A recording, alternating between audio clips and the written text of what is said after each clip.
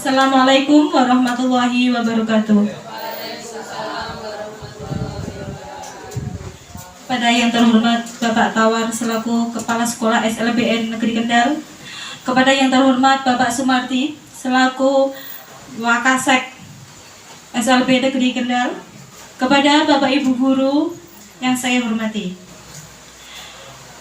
Di sini saya sebagai pembawa acara akan menyampaikan susunan acara pada kegiatan diseminasi aksi nyata budaya positif di Sekolah SLB Negeri Kendal.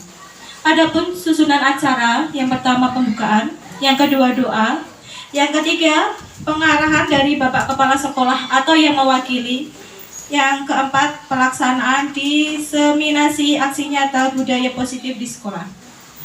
Langsung saja, acara yang pertama yaitu pembukaan. Mari kita buka acara pada siang hari ini dengan bacaan basmalah bersama-sama. Bismillahirrahmanirrahim. Acara yang kedua doa yang akan dipimpin oleh Bapak Mas Santo. Waktu dan tempat dipersilakan.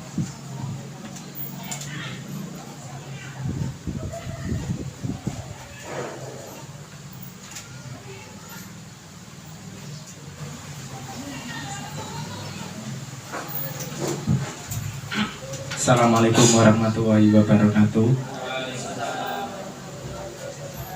Monggo Bapak Ibu kita berdoa sejenak agar pelaksanaan kegiatan hari ini dapat berjalan dengan lancar dan barokah. A'udzubillahi minasyaitonirrajim. Bismillahirrahmanirrahim. Hamdan sakirin, hamdan naimin, hamdan yuafiqu wa yukafi masjidah. Ya Rabbana lakal hamdu hama yang bangi lijari wajika karim wa simi sultanik. Asyhadu alla ilaha illallah wa asyhadu anna Muhammadar Rasulullah. Ya Allah, ya Tuhan kami, pada hari ini kami berkumpul di kantor SLB Negeri Kendal ini dalam rangka diseminasi calon guru penggerak. Untuk itu ya Allah, berkailah langkah dan perbuatan kami agar pelaksanaan kegiatan hari ini dapat berjalan dengan lancar. Ya Allah, ya Tuhan kami, kabulkanlah keinginan kami agar pelaksanaan kegiatan ini mendapatkan ilmu dan manfaat. Ya Allah, ya Tuhan kami, mudah-mudahan kami yang ada di sini mendapatkan manfaat dari apa yang dicita-citakan kami. Ya Allah, berikanlah kesehatan yang prima kepada kami agar kami senantiasa dapat melaksanakan tugas dan kewajiban kami. Ya Allah, jadikanlah kami semua yang ada di sini umat yang amanat, umat yang manfaat, dan umat yang menjadikan ilmu sebagai jalan kami. Ya Allah, ya Tuhan kami, berikanlah kami semua kemudahan dan jauhkanlah kami semua yang ada di sini dari malapetaka dan bencana.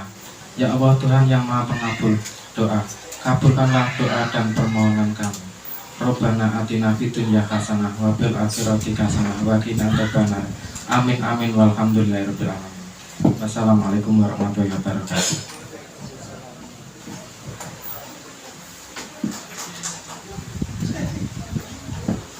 Acara selanjutnya yaitu pengarahan dari Bapak Kepala Sekolah atau yang mewakili kepada Bapak Sumarti. Waktu dan tempat dipersilakan.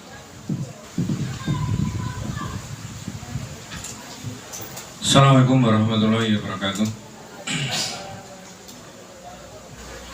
Alhamdulillahirabbil alamin. Asyhadu an la ilaha illallah wa asyhadu anna Muhammadar Rasulullah sallallahu alaihi wasallam wa ala alihi wa sahbihi amma.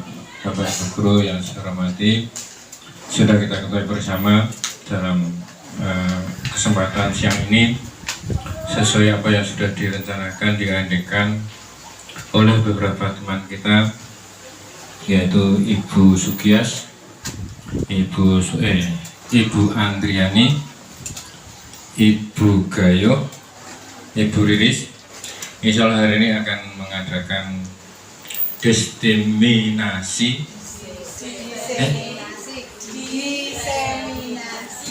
nggak salah nulisnya, punya seperti itu ya, diseminasi aksi nyata bagi calon guru penggerak ya. Yang pertama saya pesankan supaya benar-benar diniati karena Allah ya. Apapun dia harus diniati karena Allah supaya benar-benar membawa manfaat dan barokah.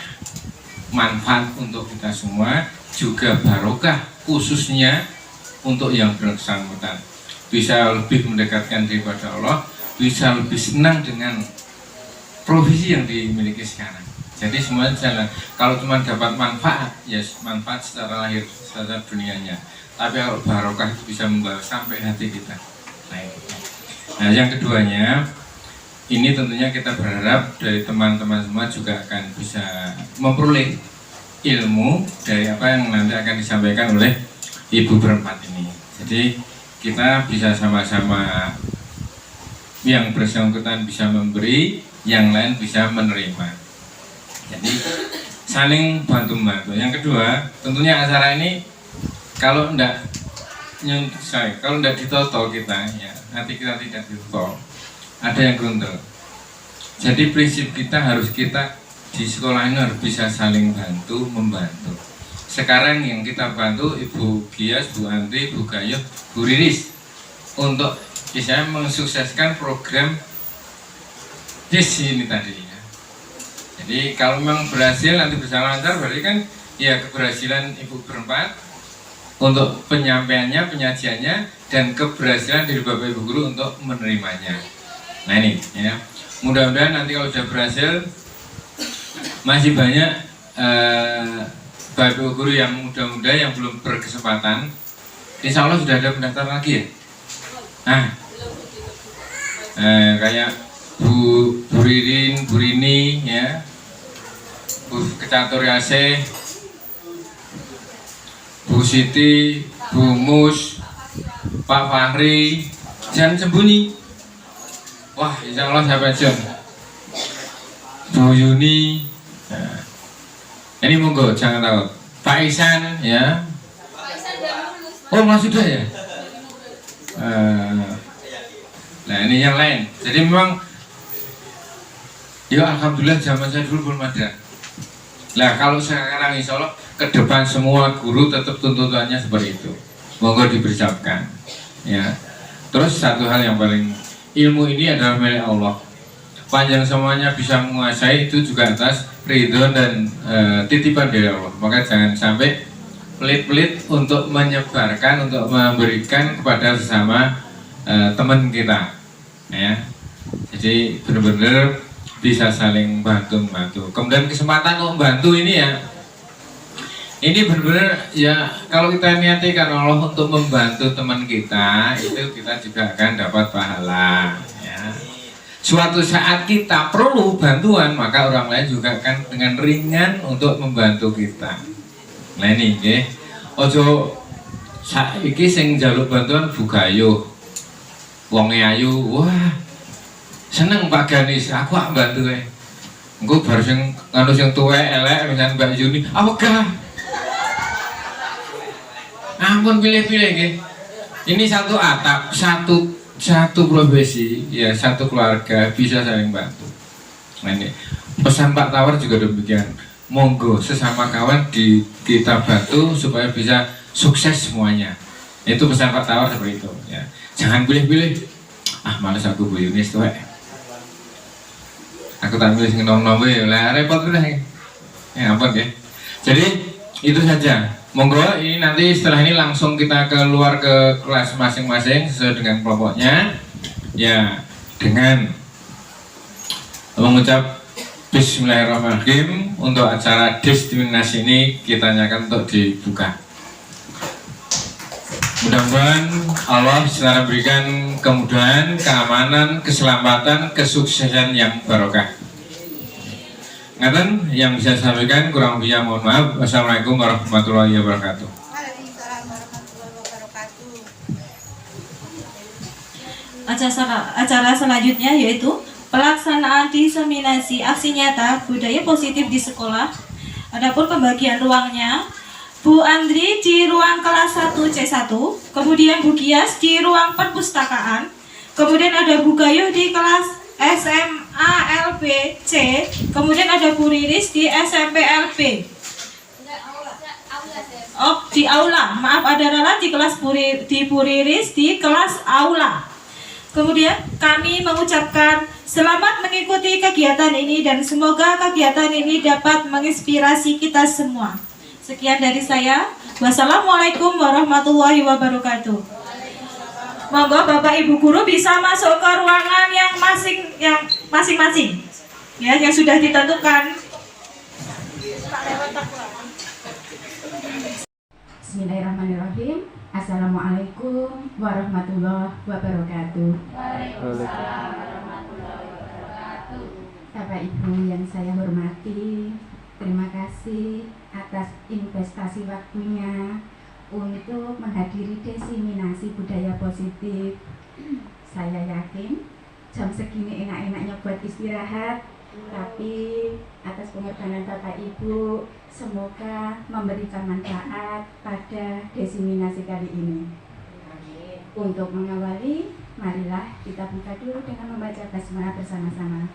Bismillahirrahmanirrahim. Bapak Ibu, sebelum kita mulai acara diseminasi, kita ice breaking dulu biar lebih semangat dalam mengikuti kegiatan hari ini. Monggo Bapak Ibu bisa berdiri semuanya.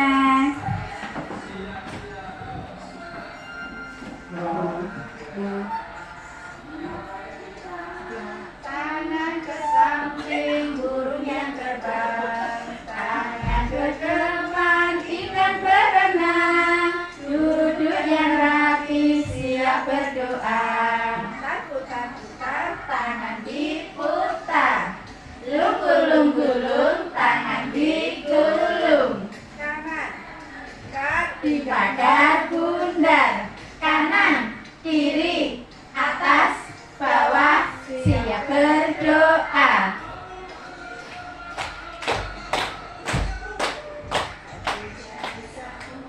Tepuk jari 2, tepuk jari 3, tepuk jari 4, tepuk jari 5, berbunyi semua. 1, 2, 3, bersiap berdoa.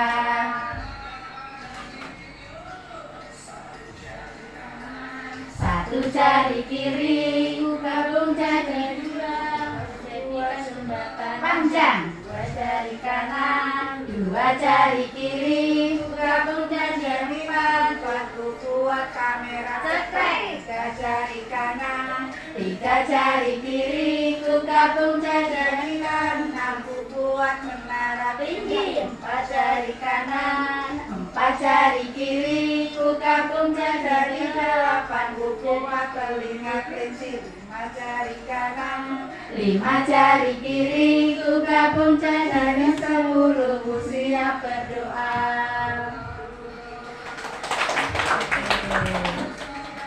Masih ya.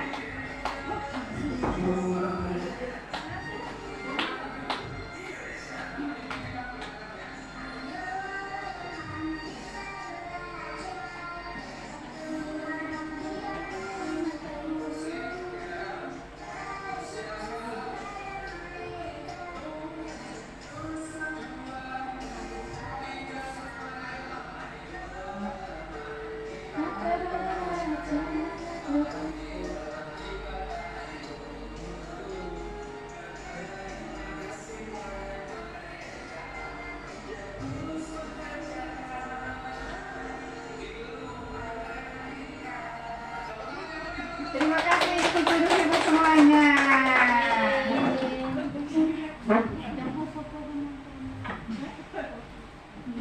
Demikian tadi Bapak Ibu ice breaking kita pada siang hari ini.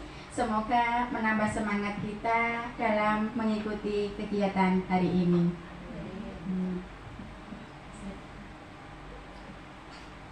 Budaya positif. Implementasi keyakinan kelas dalam menanamkan budaya positif di kelas dan sekolah. Disusun oleh Sutias Narul, SLB Negeri Kendal, CGP Angkatan 9, Kendal. Next. Bapak Ibu guru yang hebat, mari belajar bersama, berkolaborasi, saling mendukung demi mewujudkan disiplin positif di sekolah tercinta. Nah, kebutuhan dasar manusia. Ada 5 kebutuhan dasar manusia. Yang pertama, belong. Yang kedua, power. Yang ketiga, survival. Yang keempat, fun. Dan yang kelima, freedom. Nah, Bapak Ibu, kalau teman-teman itu menceritakan atau menyampaikan sesuatu itu dari yang mudah menjadi atau yang sulit menjadi mudah. Tapi kalau saya berbeda, dari yang mudah menjadi sulit. Nah, untuk mengurangi kesulitan terhadap apa yang saya sampaikan tentang 5 kebutuhan dasar manusia, kita lihat video berikut. Mudah-mudahan Bapak Ibu semakin paham atas apa yang saya sampaikan.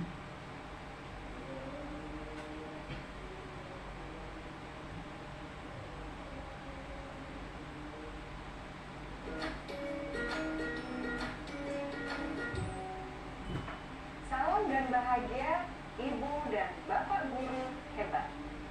Untuk membangun budaya sekolah yang positif dengan lingkungan yang aman dan mendukung murid untuk menjadi pribadi yang berdaya, seimbang, dan bahagia, salah satu upaya yang dapat dilakukan oleh guru adalah memahami kebutuhan dasar yang mendasari perilaku murid.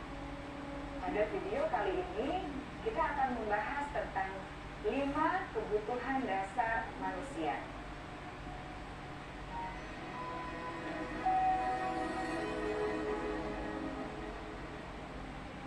Ki Hajar Dewantara dalam salah satu kutipannya menyatakan, kita ambil contoh perbandingannya dengan hidup tumbuh-tumbuhan.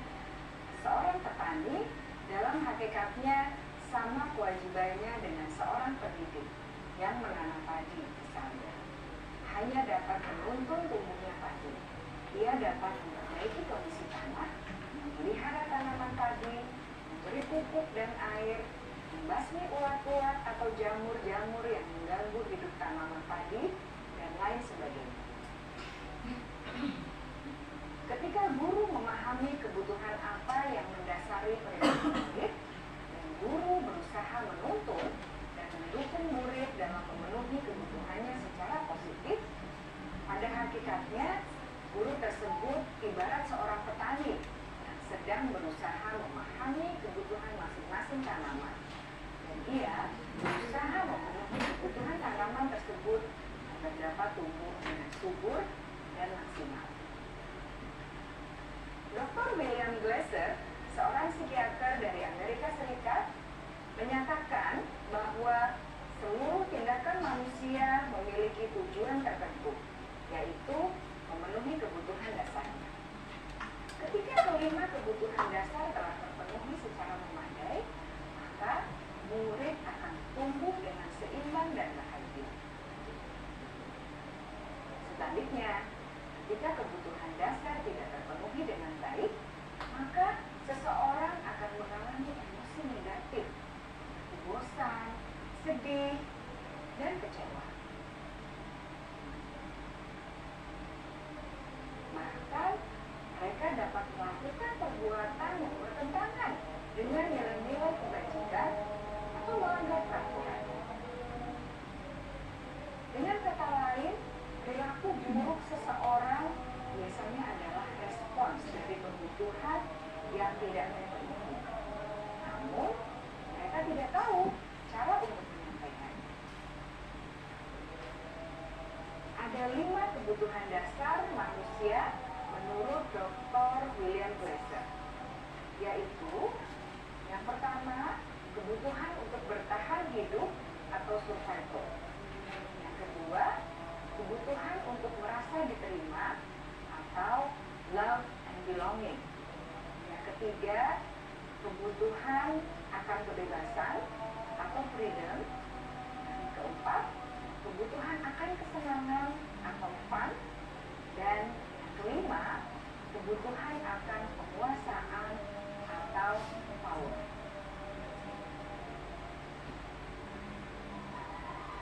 Kebutuhan dasar yang pertama adalah kebutuhan yang bersifat fisiologis untuk bertahan hidup atau survival.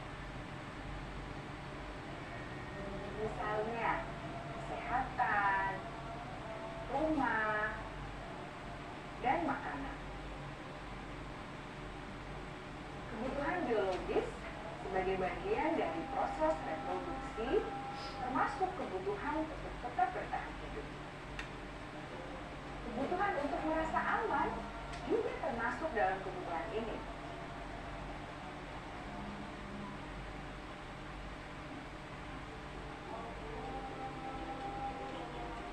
Agar murid dapat belajar dengan baik, kebutuhan mereka akan merasa aman, pangan, sandang, dan papan harus terpenuhi. Bagaimana mungkin mereka dapat belajar dengan baik bila mereka datang ke sekolah dengan perut yang lapar atau bila rumah mereka kebanjiran?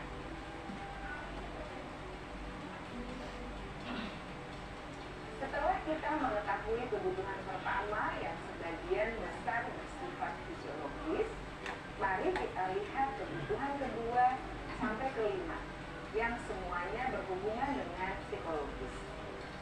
Mari kita lihat kebutuhan yang kedua, yaitu kebutuhan akan perasaan diterima oleh kelompok atau komunitasnya, atau kebutuhan love and belonging.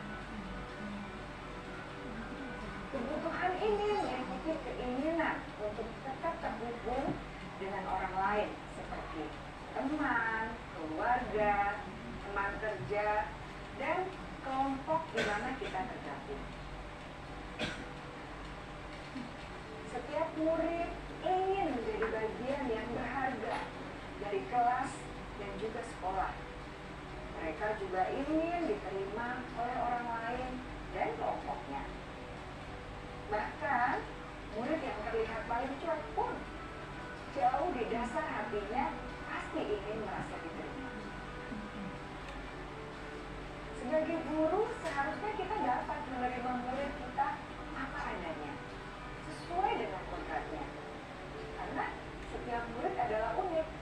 Mereka memiliki kekuatannya masing-masing, sehingga guru seharusnya bisa menciptakan kesempatan untuk murid kolaborasi dan memiliki ikatan emosi satu sama lain. Murid-murid yang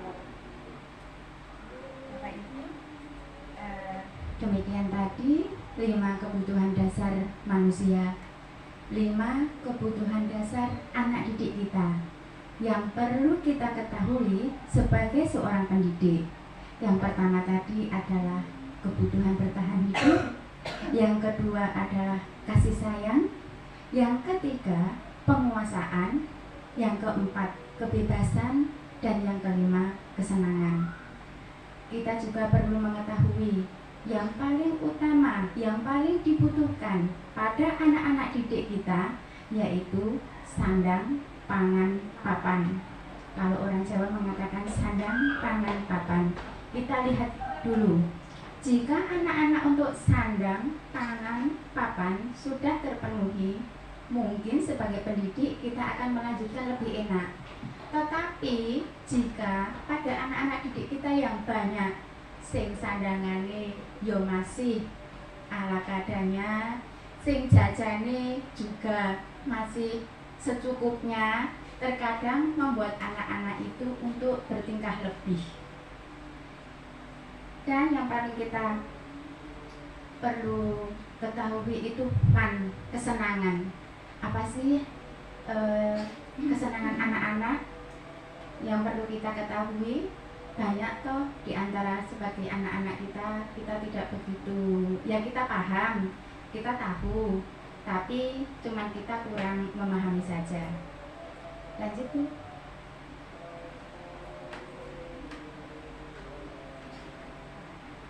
Next, sekarang ada 5 posisi kontrol. 5 posisi kontrol. Sebagai seorang pendidik, kita itu berada pada 5 posisi. Yang pertama, sebagai penghukum. Yang kedua, membuat orang merasa bersalah. Yang ketiga, sebagai teman. Yang keempat, sebagai pemantau. Dan yang kelima, sebagai manajer. Lalu, bagaimana kalau kita itu sebagai penghukum? Sebagai penghukum, guru berbuat menghardik, menunjuk-nunjuk, menyakiti, atau menyindir. Sedangkan sering kita itu sebagai guru berkata, kalau kamu tidak melakukannya, awas ya, rasakan. Nah, bagaimana dengan itu? Yaitu hasilnya anak-anak akan memberontak, menyalahkan orang lain, juga berbohong. Nah, pada saat menghukum, seringkali murid berkata, biarkan saja, nanti juga marah-marah lagi. Sedangkan dampaknya pada murid yaitu mengulangi kesalahan. Itu jika kita sebagai guru berada pada posisi penghukum. Yang kedua, membuat orang bersalah. Jika kita itu sebagai pendidik, anak-anak menganggap kita membuat orang yang merasa bersalah. Guru itu akan berceramah dan mengatakan, seharusnya kalian bla bla bla bla. Ibu kecewa. Guru juga sering berkata, kamu seharusnya, kamu sudah tahu, ibu itu capek ngajarin kamu setiap hari, tapi enggak tahu-tahu juga. Itu posisi kita sebagai orang yang membuat bersalah. Hasilnya yaitu anak-anak menyembunyikan, menyangkal, atau berbohong. Sering juga murid berkata, maafkan saya Bu. Sedangkan dampak pada murid yaitu merasa rendah diri. Posisi ketiga yaitu guru sebagai teman. Guru membuatkan alasan-alasan untuk muridnya. Guru juga berkata, ayo lakukan demi ibu. Masa kamu tidak mau? Ingat loh, ibu itu sering membantu kamu. Hasilnya yaitu murid sering ketergantungan. Juga dalam teman, murid itu sering berkata, saya pikir bapak ibu teman. Ternyata begitu. Dampak pada murid yaitu lemah, tidak mandiri, dan tergantung. Posisi yang keempat yaitu pemantau. Guru sering berbuat, menghitung dan mengukur. Guru sering berkata, ayo apa peraturannya? Kalau hari Senin bagaimana? Hasilnya anak menyesuaikan diri bila diawasi. Sedangkan murid juga sering berkata, berapa banyak bintang yang saya peroleh? Bu, saya dapat hadiah apa ya? Emoji bintang yang saya peroleh berapa ya? Dampak pada murid yaitu menitik beratkan pada sanksi atau hadiah untuk dirinya. Sedangkan yang terakhir yaitu posisi guru itu sebagai manajer. Manajer yaitu guru berbuat mengajukan pertanyaan-pertanyaan. Guru juga berkata, apa yang kita yakini? Apa yang bisa kita kerjakan untuk memperbaiki masalah ini? Hasilnya yaitu menguatkan pribadi. Murid juga sering berkata, bagaimana caranya saya bisa memperbaiki keadaan? Dampaknya pada murid yaitu mengevaluasi diri. Untuk lebih jelasnya, marilah kita lihat video. Jadi bagaimana posisi kita itu sebagai guru? Apakah kita sebagai penghukum? Apakah kita itu sebagai orang yang merasa bersalah, membuat orang bersalah, anak-anak? Atau kita sebagai teman dari anak-anak? Atau kita itu sebagai pemantau? Atau kita itu sebagai manajer? Next.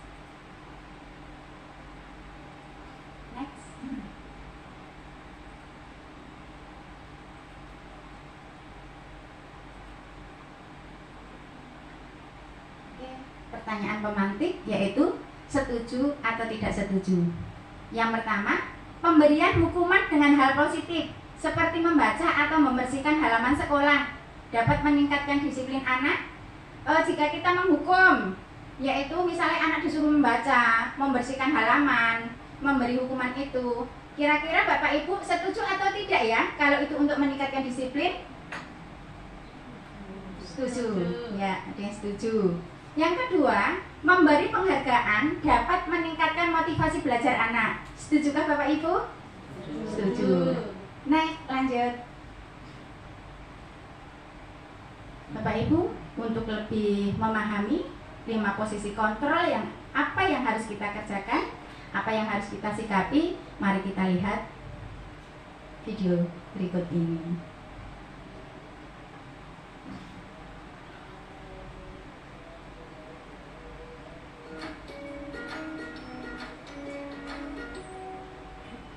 Salam bahagia Ibu dan Bapak Guru hebat. Dalam penerapan disiplin positif restitusi, salah satu program yang dikembangkan adalah 5 posisi kontrol. 5 posisi kontrol dalam restitusi adalah proses perjalanan seorang pendidik agar dapat mengenali dirinya. Pada video kali ini, kita akan membahas tentang 5 posisi kontrol yang dikembangkan oleh Diane Rosen dan contoh penerapannya.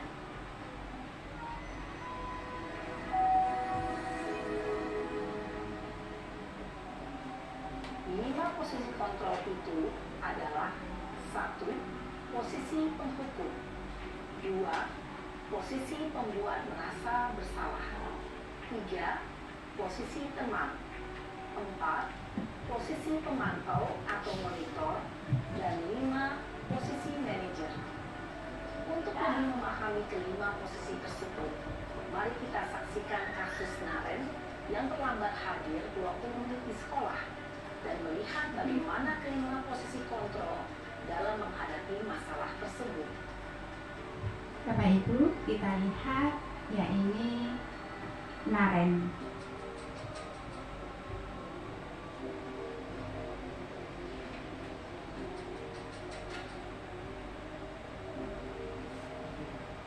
Naren! Sini kamu! Selamat pagi, Bu. Selalu terlambat. Kamu deh, pasti terlambat. Maaf, Bu. Saya... Apa? Apa coba? Alasan kamu apa lagi? Kapan sih kamu tidak terlambat? Malas sekali ya kamu jadi anak. Saya... Dasar pemalas. Gak kapok-kapok sih kamu. Sudah berapa kali terlambat? Sana, kamu keliling lapangan basket 2 kali.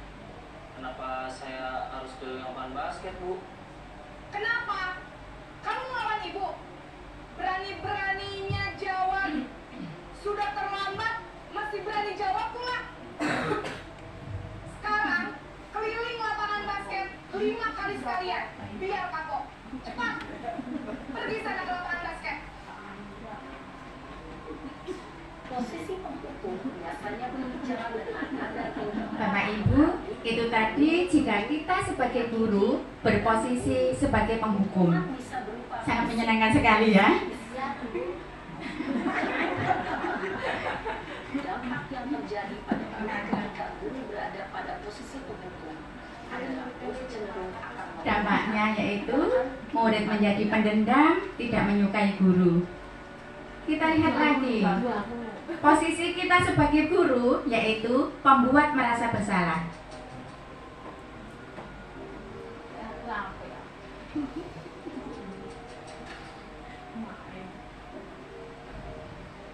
Naren!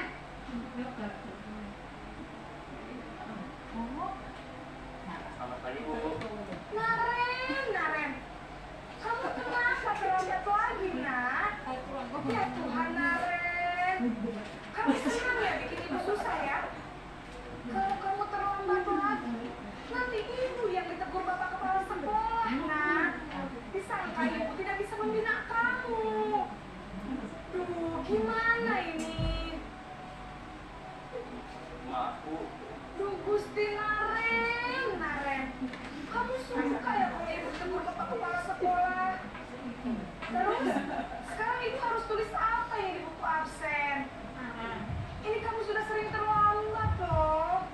Ibu harus apa coba? Maaf, Bu. Maaf sekali. Ya sudah, lain kali jangan bikin ibu susah lagi ya, nak ya. Kamu bantu lagi kalau kamu gini terus. Bisa jantungan kalau ibu tegur bapak kepala sekolah. Sana cepat di kelas. Maaf ya, Bu. Maaf sekali.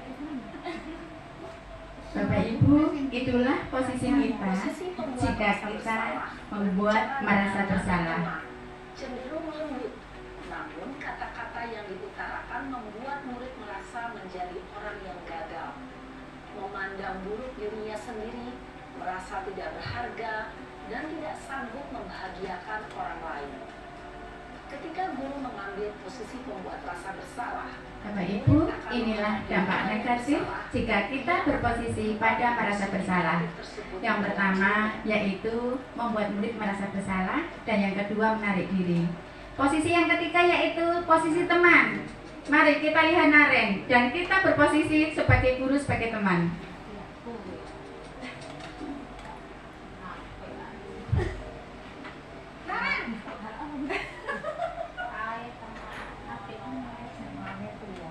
Selamat pagi Bu.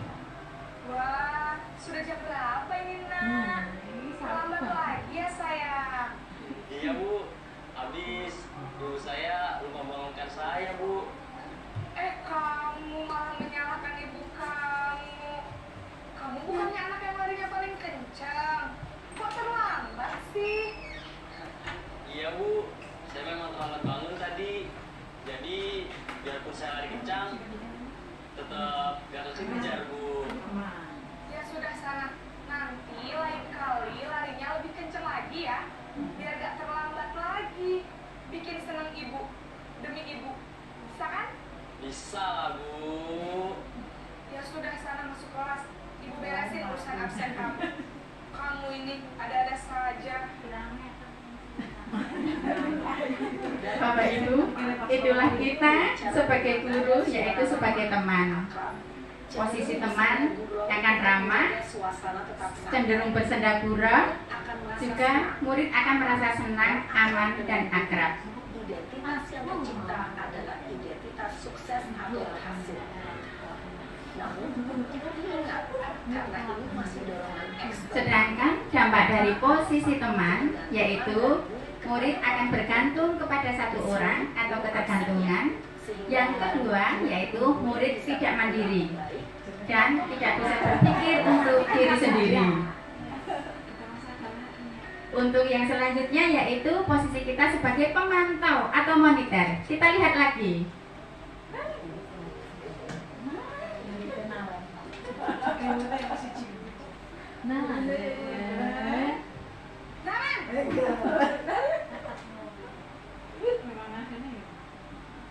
Selamat pagi Bu.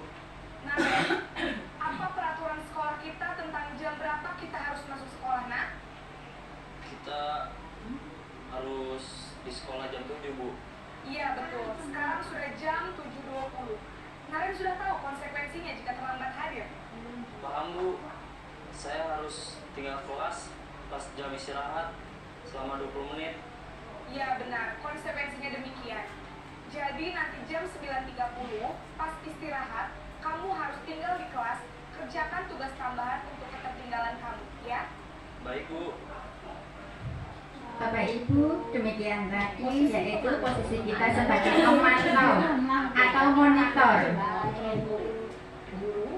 Seorang pemantau yaitu akan bersuara datar, tidak emosi, tapi pemantau menunjukkan bahasa tubuh dan ekspresi wajah yang datar dan cenderung formal. Namun juga berdampak yaitu murid akan menghitung atau konsekuensi. Yang terakhir yaitu posisi manajer. Mari kita lihat si Naren.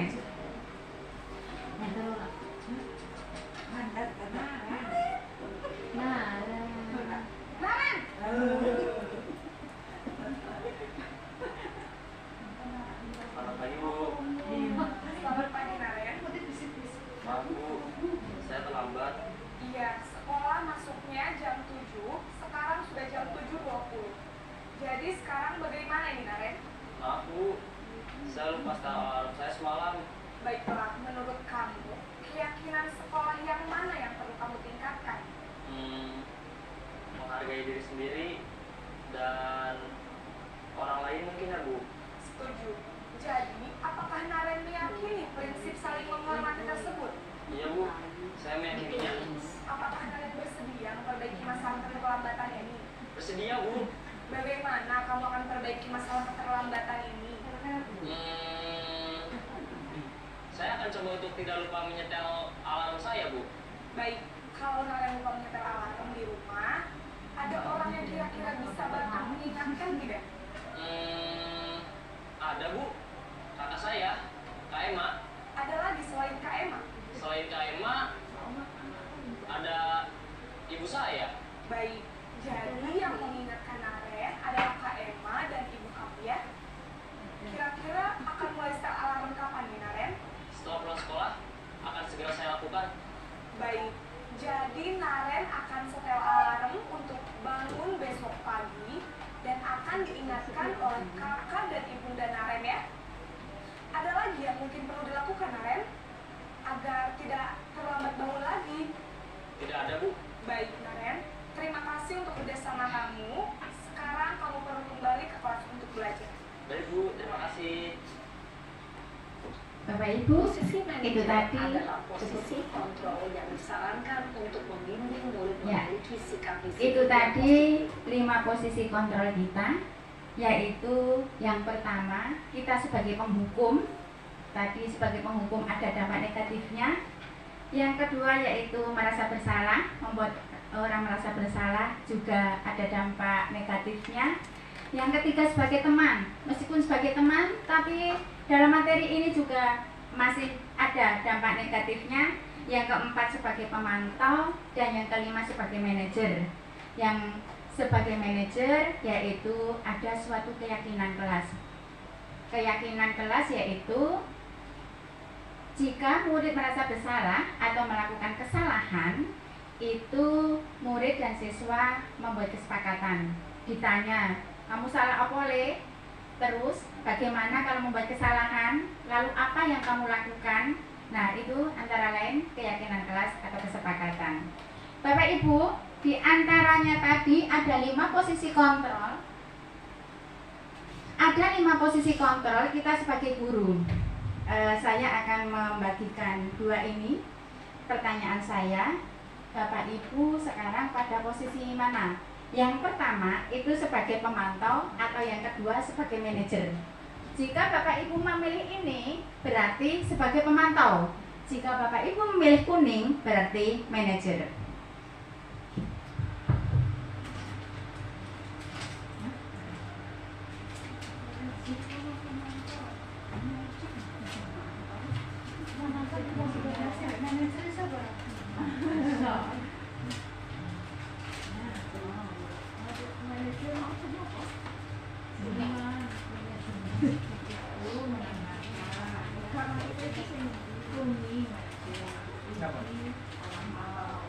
Kanan kiri Bu, yang kuning kanan.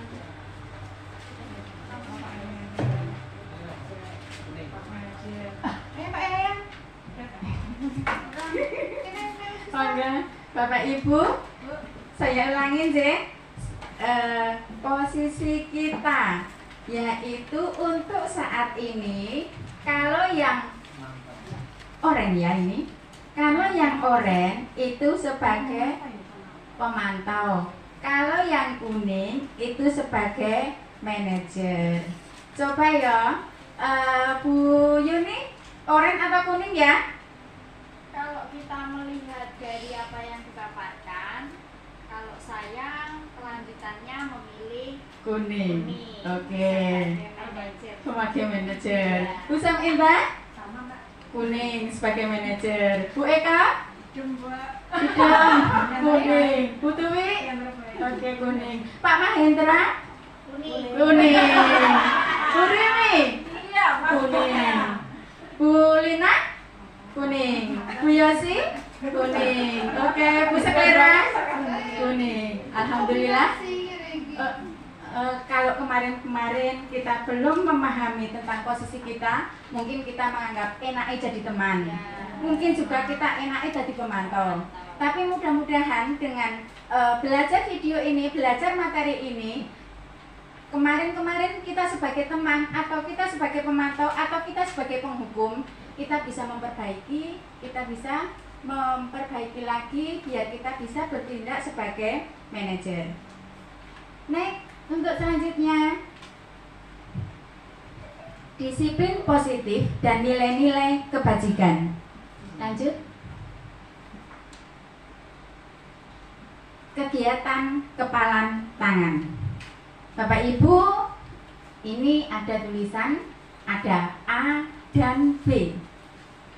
A, Anda, dan B, teman Anda.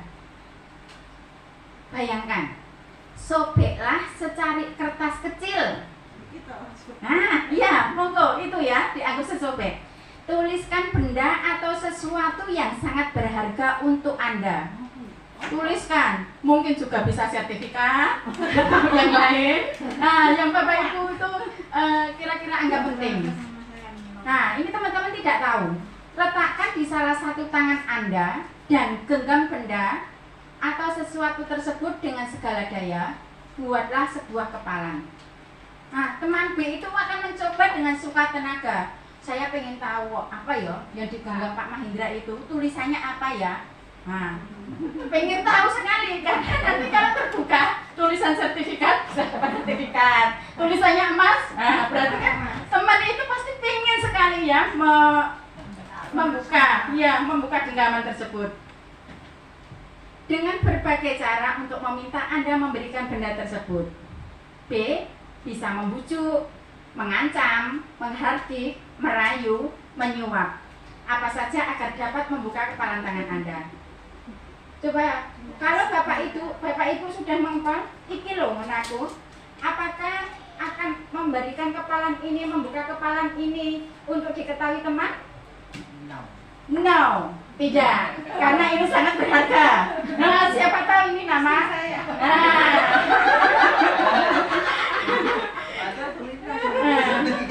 Inilah, lanjut. Inilah paradigma teori kontrol. Jadi kontrol itu berpusat pada diri kita. Sesuatu itu yang mengendalikan diri kita, bukan orang lain. Itulah yang namanya perubahan paradigma teori kontrol.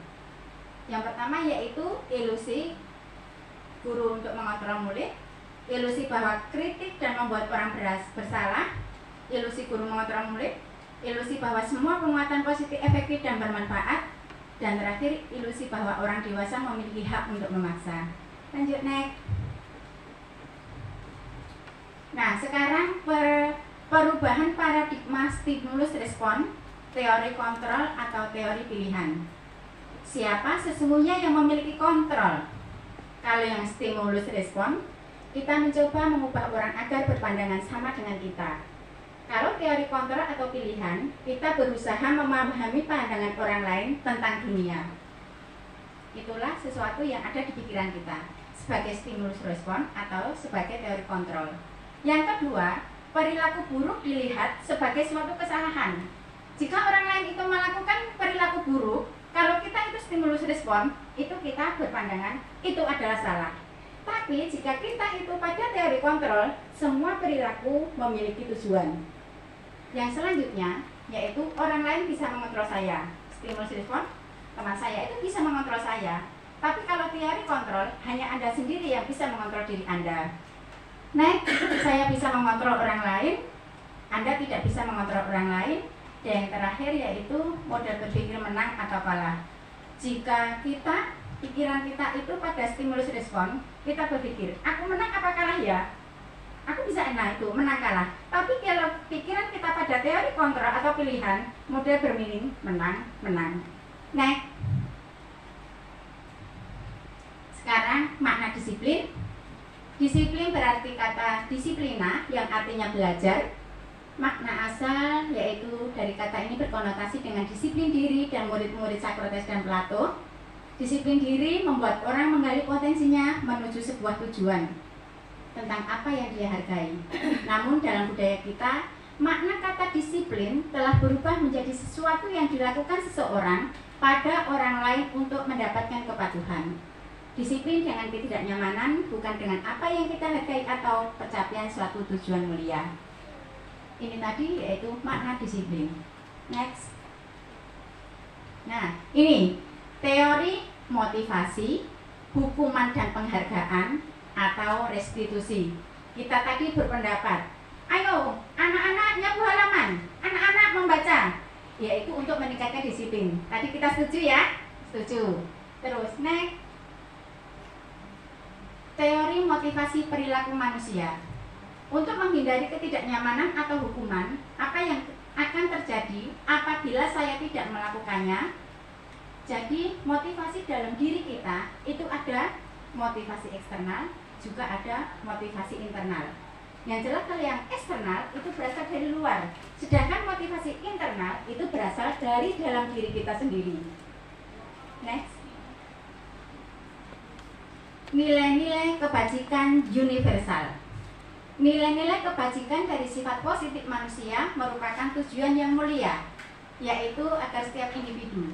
Nilai-nilai tersebut bersifat universal dan lintas bahasa, suku bangsa, agama, maupun latar belakang.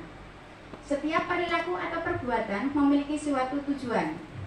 Dengan mengaitkan nilai-nilai kebajikan yang diyakini seseorang, maka motivasi intrinsiknya akan terbangun. Yang ketiga yaitu beriman, bertakwa kepada Tuhan Yang Maha Esa, dan berakhlak mulia. Next. Bapak Ibu, merdeka menurut Ki Hajar Dewantara, pendidikan merdeka, merdeka artinya tidak hanya terlepas dari perintah, akan tetapi juga cakap buat memerintah diri sendiri. Next.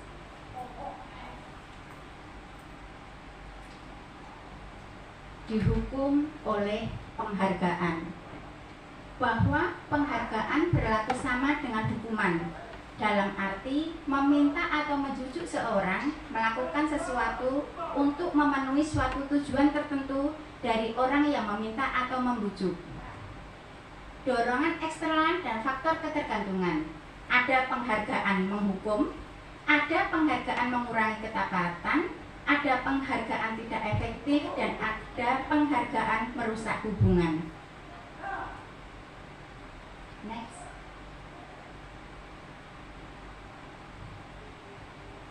Bentuk program kebajikan atau apresiasi.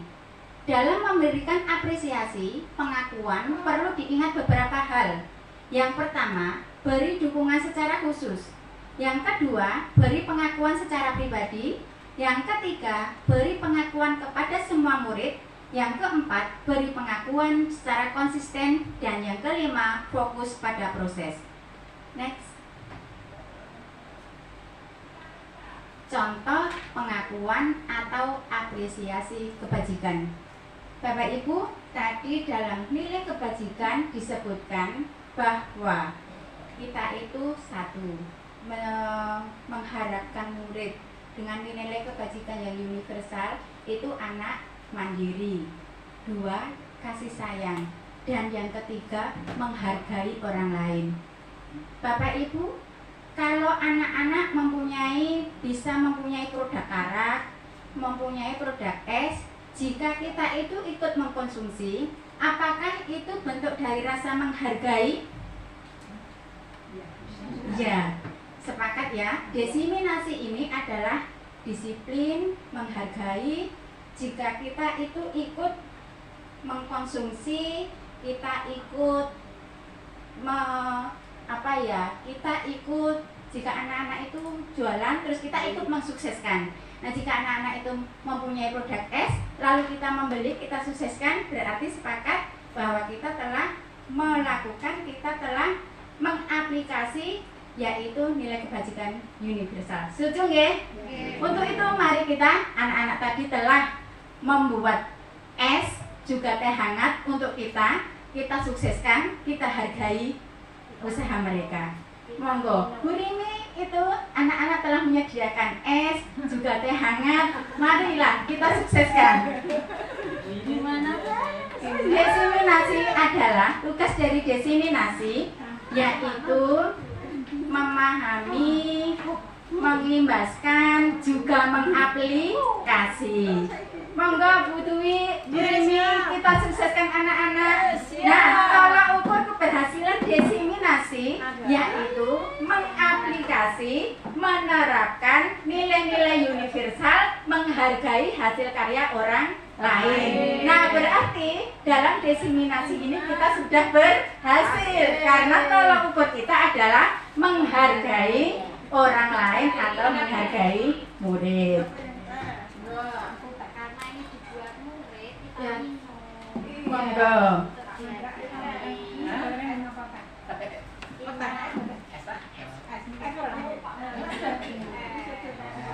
Pak Yayan. Ini karya siswa.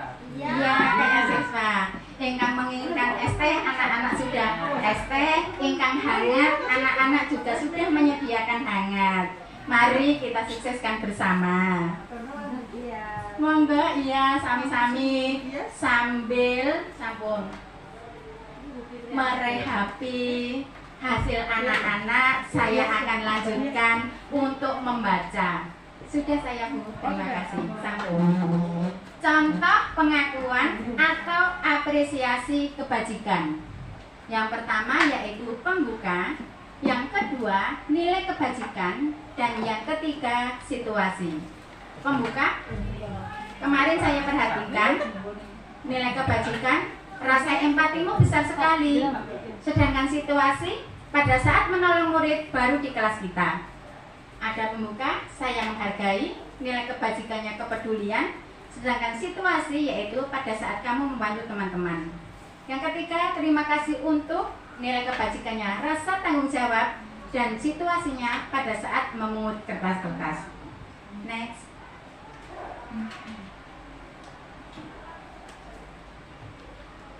Perbedaan hukuman dan konsekuensi. Bapak Ibu, mungkin kemarin-kemarin kita belum begitu paham apakah hukuman. Ayo, anak-anak dikasih hukuman. Apa juga yang dimaksud konsekuensi? Nah, kalau hukuman itu sesuatu yang menyakitkan harus terjadi. Tapi kalau konsekuensi itu sesuatu harus terjadi.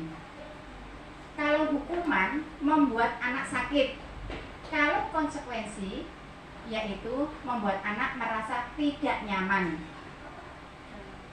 dalam jangka waktu pendek. Kalau hukuman bersifat memaksa karena dihukum, kalau konsekuensi stimulus atau tanggapan. Kalau hukuman mendorong orang menyakiti diri sendiri, kalau konsekuensi mendorong anak agar mudah menyesuaikan diri. Kalau hukuman konsep diri yang buruk, kalau konsekuensi konsep diri yang baik. Hukuman yaitu anak belajar untuk menyembunyikan kesalahan, kalau konsekuensi anak belajar untuk mematuhi peraturan. Kalau hukuman marah, rasa bersalah, dipermalukan, merasa tak dihargai. Sedangkan konsekuensi yaitu kehilangan hak, dibuat tidak nyaman atau diasingkan untuk sementara. Next. Nah, Bapak Ibu, mari kita lihat ini tindakan guru, termasuk hukuman atau konsekuensi. Yang pertama, mencatat 100 kali dalam buku kalimat, saya tidak akan terlambat, karena sampai 100 kali. Hukuman apa konsekuensi? Hukuman. Yang kedua, lari mengelilingi lapangan basket 2 kali karena terlambat hadir di sekolah. Hukuman. Murid diminta untuk push up 15 kali karena tidak menggunakan masker. Hukuman. Menggantikan kertas tugas teman yang telah dicoret-coret. Konsekuensi. Membersihkan tumpahan air di meja tulis karena tersenggol pada saat belajar. Lari mengelilingi lapangan basket 2 kali karena terlambat 10 menit untuk pelajaran PJOK. Hukuman. Oke, mari kita lihat jawaban kita tadi. Next. Untuk yang pertama, mencatat 100 kali, hukuman benar apa salah? Oke. Yang kedua, lari mengelilingi lapangan basket, hukuman benar. Yang ketiga, murid diminta untuk push up. Benar. Yang keempat, menggantikan kertas dengan tugas teman. Benar. Yang kelima, kelima, membersihkan tumpahan air di meja tulis. Nah, dan yang terakhir, lari mengelilingi lapangan. Tepuk tangan untuk kita semua. Dari 5 pertanyaan, 4 sudah betul. Berarti Bapak Ibu guru sudah paham akan hukuman atau konsekuensi. Next. Nah, Bapak Ibu, kalau tadi kita ada hukuman, ada konsekuensi, ada juga restitusi. Apa itu? Mari kita lihat bersama ya. Hukuman sesuatu yang menyakitkan harus terjadi. Konsekuensi sesuatu harus terjadi. Kalau restitusi merupakan pilihan. Hukuman tidak nyaman untuk murid untuk jangka waktu panjang. Konsekuensi tidak nyaman untuk murid tapi jangka pendek. Kalau restitusi menguatkan untuk murid dalam jangka waktu panjang. Selanjutnya, hukuman itu korban mendapatkan keadilan. Kalau konsekuensi itu korban diabaikan, tapi restitusi korban mendapat ganti. Kalau hukuman itu murid atau anak akan tersakiti. Kalau konsekuensi murid tidak nyaman. Kalau restitusi murid mendapatkan penguatan. Sedangkan hukuman itu perilaku pasif agresif meningkat. Kalau konsekuensi penguatan hanya bertahan dalam jangka waktu pendek. Kalau restitusi masalah terpecahkan. Kalau hukuman sistem tidak akan berjalan bila murid tidak takut. Kalau konsekuensi memerlukan monitoring. Kalau restitusi murid belajar bertanggung jawab. Kalau hukuman berlaku hanya pada sebuah institusi. Kalau konsekuensi membantu penerapan mengikuti peraturan. Kalau restitusi fokus pada pemecahan. Hukuman peraturannya adalah kamu harus. Kalau konsekuensi apa peraturannya? Mampukah kamu melakukannya? Kalau restitusi, apa yang kamu yakini? Apa yang bisa kamu lakukan? Sedangkan untuk hukuman, murid itu anak membenci peraturan. Kalau konsekuensi, menghormati. Kalau restitusi, menghormati dirinya dan orang lain. Itulah perbedaan hukuman, konsekuensi, dan restitusi. Lanjut. Next. Apa itu restitusi? Restitusi adalah proses menciptakan kondisi bagi murid untuk memperbaiki kesalahan mereka sehingga mereka bisa kembali kepada kelompok mereka dengan karakter yang lebih kuat. Restitusi juga merupakan proses kolaboratif yang mengajar murid untuk mencari solusi untuk masalah mereka dan membantu murid berpikir tentang orang seperti apa yang mereka ingin menjadi, tujuan mulia, dan bagaimana mereka harus memperlakukan orang lain. Next. Nah, ini segitiga restitusi. Segitiga restitusi yang pertama yaitu menstabilkan identitas. Yang kedua, validasi kebutuhan. Dan yang ketiga, menanyakan keyakinan. Next. Nah, tahapan pertama pada segitiga restitusi yaitu menstabilkan identitas. Guru berkata, jika anak-anak membuat kesalahan, nah, dalam teori ini, jika anak-anak membuat kesalahan atau mempunyai kasus, langkah pertama yang kita lakukan adalah menstabilkan identitas. Guru akan berkata, Berbuat salah itu hal yang manusiawi, nak. Tidak ada manusia yang sempurna. Bapak Ibu juga buat salah. Kita pasti menyelesaikan permasalahan ini. Yang kedua, Bapak Ibu tidak tertarik untuk mencari tahu siapa yang benar, siapa yang salah. Bapak Ibu lebih tertarik untuk menyelesaikan masalah. Kalau kamu menyalahkan dirimu sendiri terus-menerus, apa kamu bersikap baik pada dirimu sendiri? Nah, itu langkah kita dalam segitiga restitusi, yaitu pertama, menstabilkan identitas. Yang kedua, next, validasi kebutuhan. Jika anak-anak itu membuat kasus atau berbuat kesalahan, maka guru berkata, kamu bisa saja kan melakukan hal yang sama lebih buruk, tapi kamu tidak melakukannya kan? Atau bisa, kamu pasti punya alasan mengapa melakukannya. Apa yang penting bagi kamu? Next. Yang ketiga, yaitu menanyakan keyakinan. Guru akan berkata, apa nilai yang kita percaya di kelas atau sekolah kita? Nilai-nilai universal apa yang telah kita sepakati? Kelas yang ideal itu seperti apa sih? Kamu ingin jadi anak seperti apa? Next.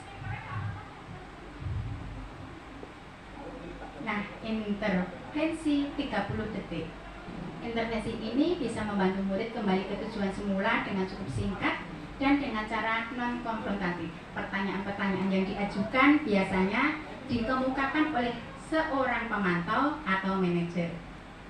Nah, apakah kamu ingin berbuat lebih baik? Apakah saat ini kamu sedang menjadi orang yang sedang kamu inginkan? Atau peraturannya seperti apa? Next. Keyakinan kelas. Apa perbedaan peraturan kelas dan keyakinan kelas? Mengapa kita memiliki peraturan harus menggunakan helm bila mengendarai kendaraan roda 2? Mengapa juga kita memiliki peraturan 3M?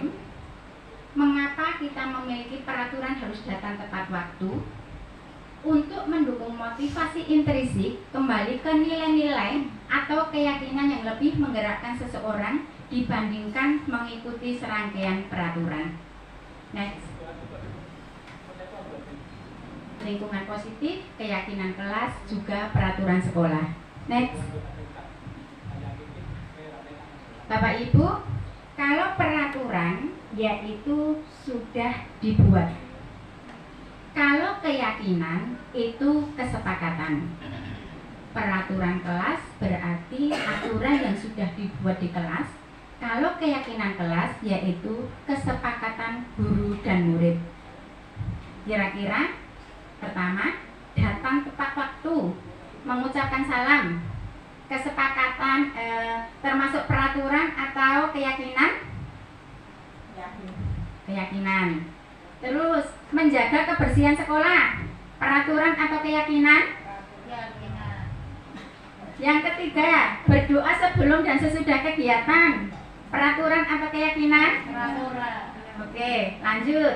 Kami guru dan murid yang saling menyayangi, peraturan atau keyakinan? Keyakinan. Kami murid yang semangat belajar, keyakinan atau peraturan? Keyakinan. Terakhir, kami murid yang peduli dengan teman-teman, keyakinan atau peraturan? Keyakinan. Next.